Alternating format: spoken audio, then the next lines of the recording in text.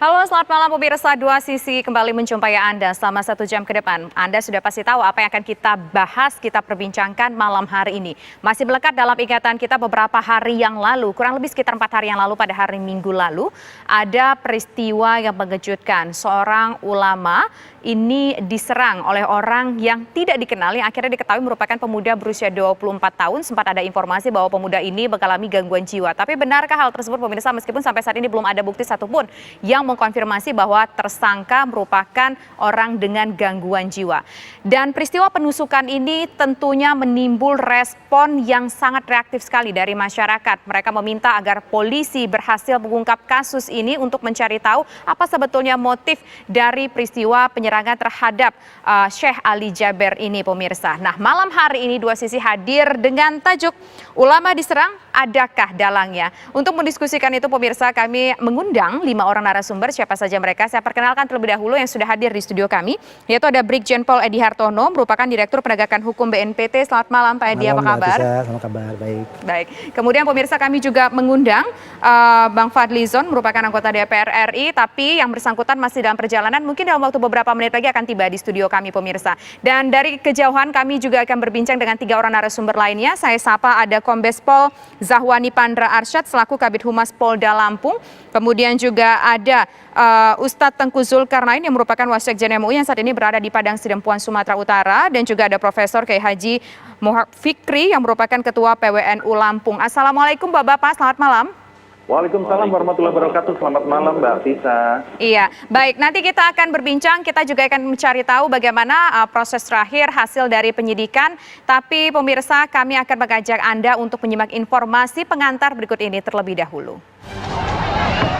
Kita akan bersama-sama menjawab pertanyaan terakhir dari informasi pengantar tersebut pemirsa. Apa motifnya, apakah ini sudah direncanakan, dan berbagai hal lainnya yang menjadi pertanyaan dari publik. Pertama saya ingin menuju ke Pak Pandra terlebih dahulu. Pak Pandra, sampai dengan hari ini bagaimana hasil dari penyidikan pihak kepolisian atas kasus ini? Apakah sudah terungkap motif-motifnya?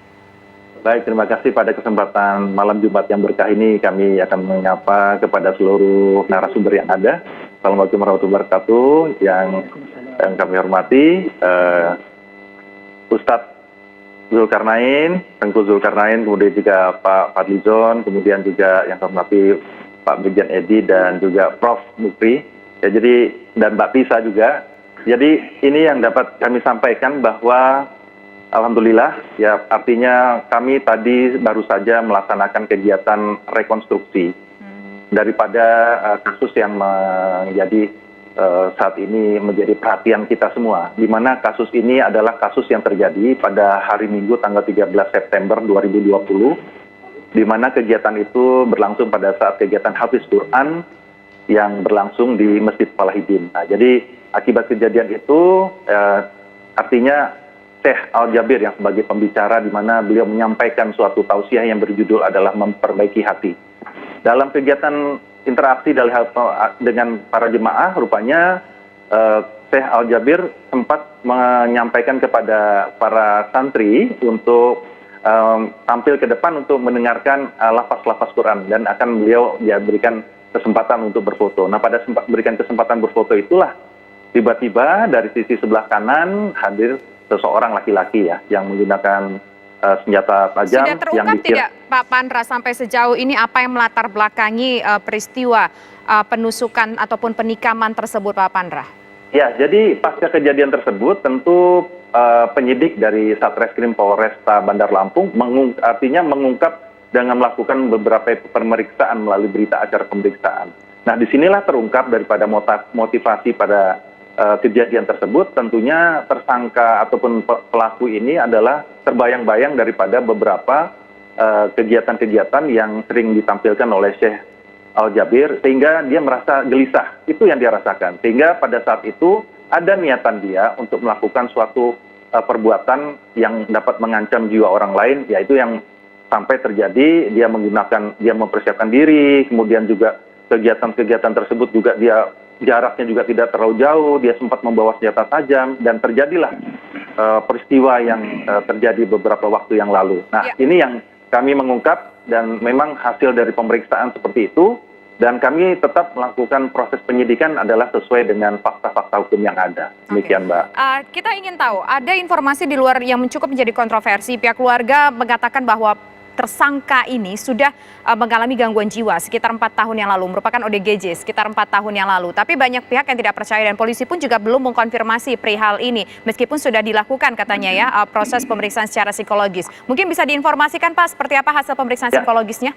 Ya baik, ya justru yang kami sampaikan tadi bahwa Polri dalam ini penyidik ya melakukan upaya penyidikan itu melalui upaya penyelidikan, dan penyidikan ini tidak terlepas daripada scientific crime investigation ataupun juga penyelidikan tindak pidana yang berdasarkan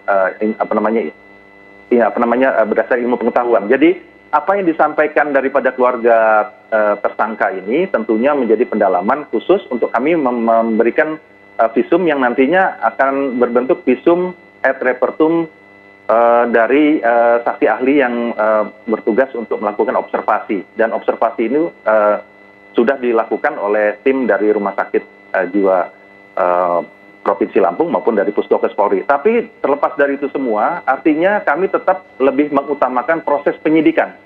Ini adalah sifatnya adalah pelengkap.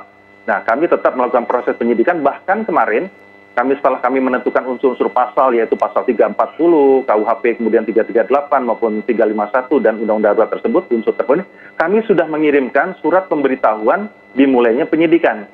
Nah, dalam hal itu juga jaksa sudah menerima surat tersebut dan kami sudah melakukan rekonstruksi yang kami lakukan pada hari Kamis tanggal 17 September 2020, dan sampai saat ini perkembangannya adalah kami sudah memeriksa sekitar 17 saksi, baik saksi yang berada di sekitar TKP, baik saksi yang berada di lingkup keluarga seperti tadi yang disampaikan. Keluarga sudah kita lakukan pemeriksaan, kita minta keterangan, dan kita ketahui bersama bahwa keluarga tersebut adalah keluarga yang bekerja sebagai seorang buruh daripada orang tua tersangka AA ini. Kemudian juga tersangka AA ini adalah sempat mengenyam pendidikan di Madrasah Ibtidaiyah. Memang putus sekolah sampai dengan SMP dan mempunyai pekerjaan yang tidak tetap dan masih ketergantungan dengan orang tua. Ya itulah, hal-hal tersebut tentunya kami tetap on the track untuk melakukan proses penyidikan perkara ini sehingga nanti terang benderangnya perkara ini adalah nanti bermuaranya kepada keputusan hakim sebagaimana diatur di dalam pasal 44. Oke, kami baik. Tidak bisa. Baik, nanti kita lanjutkan kembali Pak Pandra, tapi kita harus jeda terlebih dahulu pemirsa. Kami kembali sesaat lagi.